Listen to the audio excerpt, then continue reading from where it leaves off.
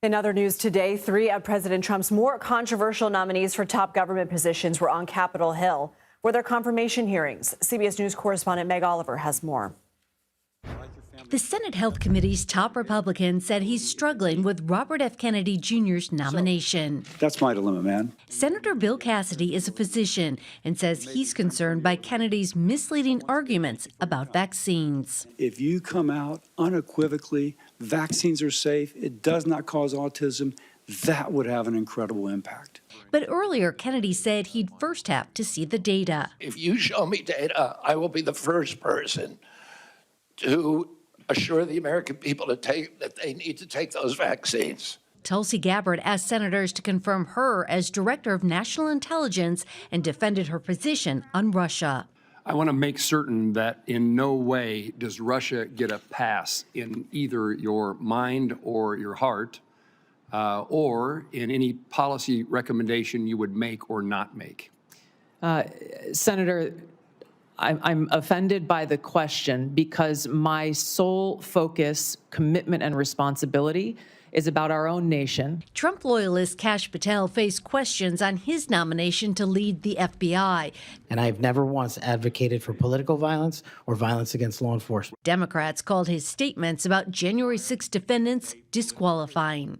I'm talking about his characterization of criminals who assaulted police officers as political prisoners. While his nominees make their case to Congress, President Trump returned to a campaign theme, instructing schools to promote a patriotic education. An executive order threatens to withhold funding from schools that teach about gender ideology or critical race theory. Meg Oliver, CBS News, New York. CBS News congressional correspondent Nikole Killion joins me now from Capitol Hill. So now that Thursday's hearings are done, do we have a sense of if they've hurt or helped any of the nominees?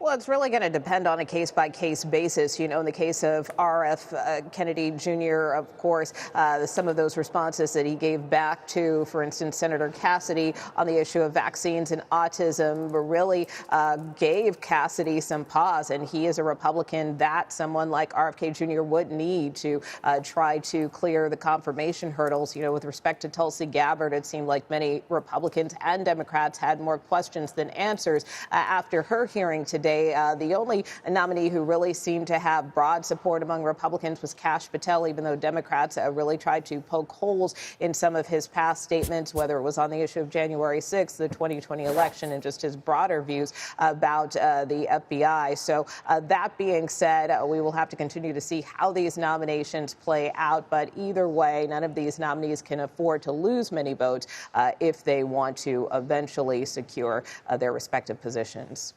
On the tragic story we've been following all day, you spoke with Senator Tammy Duckworth, who is also a retired Army National Guard member. What insight, really particularly unique insight, was she able to give you? Well, obviously, she has the unique insight of having served and having flown a Black Hawk helicopter and having gone down in one. And so I asked her more personally about her experiences when she served, particularly on a tour of duty in Iraq some 20 years ago, an incident where ultimately she ended up losing her legs. She talked to me more specifically, not only about that incident, but what came to mind for her when she learned about last night's crash. Take a listen.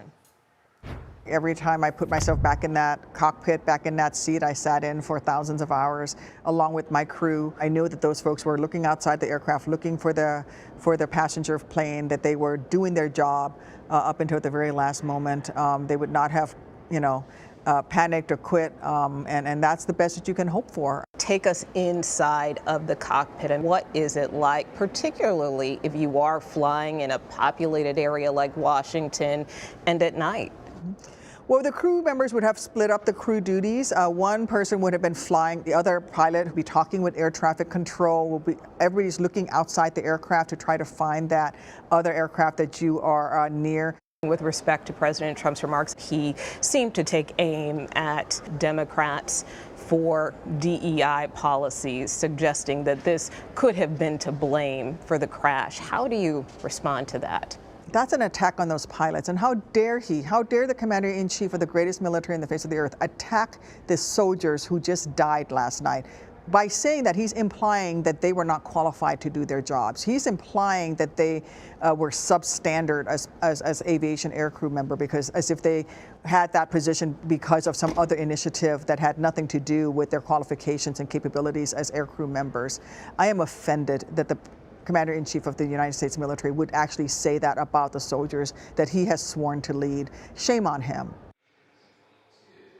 And Senator Duckworth again cautioned that we need to let this investigation play out. She was briefed earlier today and said that she has requested more details. She is also somebody who has sounded the alarm about concerns with respect to congestion, whether it is at Reagan National Airport and other airports across the country in terms of aviation safety. She did point to the recent reauthorization of the FAA, which does provide more funding to train, for instance, air traffic controllers. But obviously that is a process that takes time, and she acknowledged that Congress may still have more work to do around this issue.